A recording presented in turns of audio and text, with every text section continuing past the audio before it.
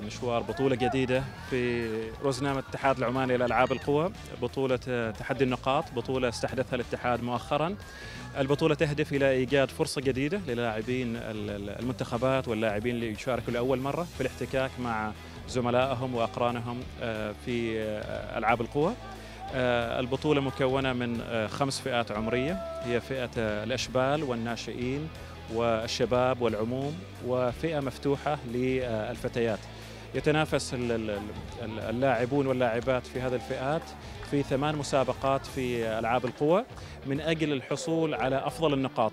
اليوم نتحدث بمفهوم جديد في ألعاب القوى، نحاول نغرسه للاعبين أنه ليس فقط المهم الحصول على الميداليات، ولكن أيضا الحصول على الميداليات ولكن بإنجاز وأداء فني عالي جدا.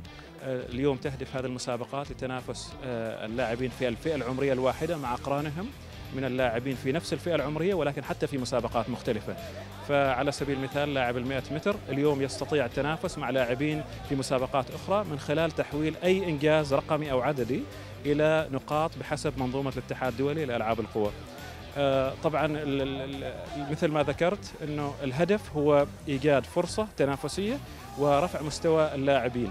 اليوم استحدثت هذه المسابقة من أجل يعني إضفاء منافسة جديدة بنمط جديد على مسابقات ألعاب القوى. نتمنى كل التوفيق للاعبين في هذه المشاركة. هو حقيقة يعني ربما اللي أوصلنا أن احنا نستضيف أو نضيف بطولة جديدة في روزنامة الاتحاد هو بعض المسابقات التي تم دمجها في روزنامة الاتحاد بسبب الأنظمة الفنية لمسابقات ألعاب القوى.